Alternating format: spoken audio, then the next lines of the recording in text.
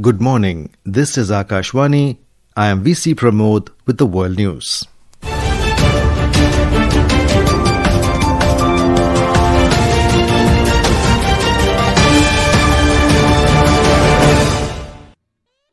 The headlines.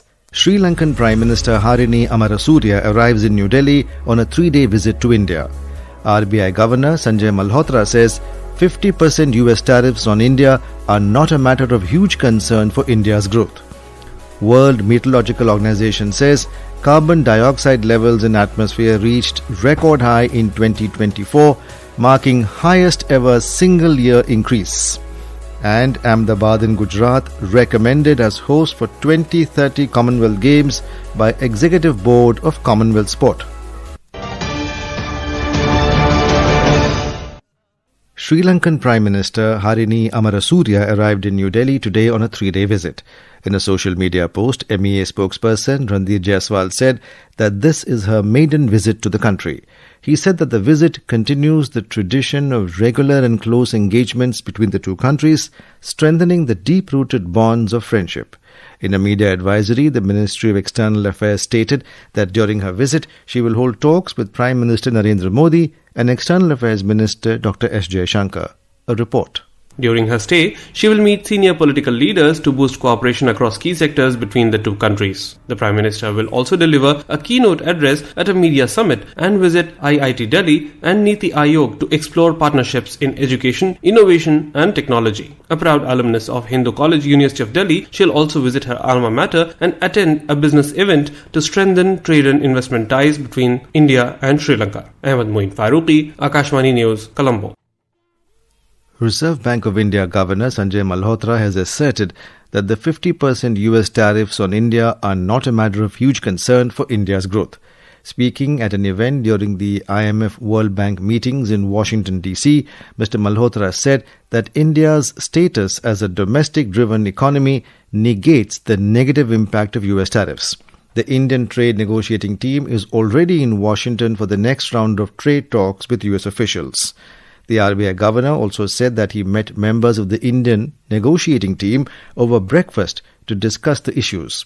Despite the 50% tariff hike imposed by the Donald Trump administration, India's exports to the US rose to $45.82 billion in the first half of the current financial year, which is April to September, which represents a 13.3% increase over the corresponding figure of $40.42 billion in the same period last year. World Meteorological Organization WMO has said that carbon dioxide levels in the atmosphere have reached the highest ever recorded, potentially further warming the planet and leading to more extreme climate events. More from our correspondent.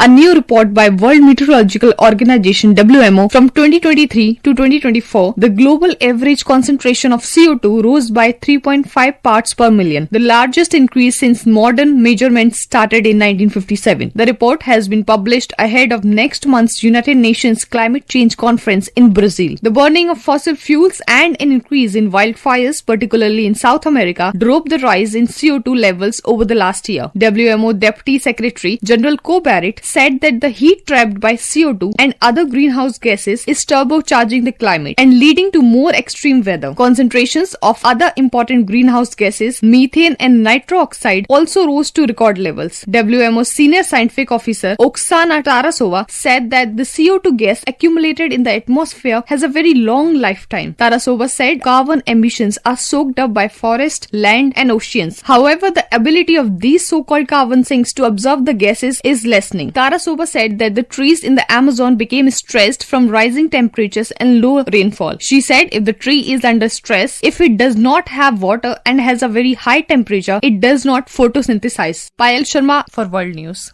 The IUCN World Conservation Congress concluded in Abu Dhabi yesterday after a week of high-level deliberations that shaped a renewed global conservation agenda. Gathering more than 10,000 delegates from governments, NGOs, indigenous communities and research institutions, the Conservation Congress adopted landmark resolutions to address biodiversity loss, climate threats and environmental crime. Key outcomes included Motion 108, which passed with over 90% support and calls for global guidelines to regulate the capture and trade of wild animals in the pet industry, a practice that removes millions of species from the wild each year. Motion 87 established a framework for the responsible use of synthetic biology in conservation, balancing innovation with ethical and scientific safeguards. This is Akashwani giving you the world news. For quick news updates round the clock, follow us on our X handle @AIR News Alerts. And for details of these stories and more, log on to our website www.newsonair.gov.in and download the News on AIR app. Norway aims to provide 2 billion Norwegian kroner to a NATO-coordinated aid package for Ukraine, the Norwegian government said in a press release. Norwegian Prime Minister Jonas Gahr Store said the Nordic country is joining a group of European countries to fund a package that will secure defense equipment for Ukraine. Several European countries are coordinating contributions under the new US-led initiative and prioritized Ukraine Requirements List PURL, a program through which NATO allies fund military assistance for Ukraine drawn directly from the US weapon stockpiles. Norway has previously contributed 1.5 billion Norwegian kroner to an earlier PURL package. The PURL initiative was officially launched on July 14th by US President Donald Trump and NATO Secretary General Mark Rutte.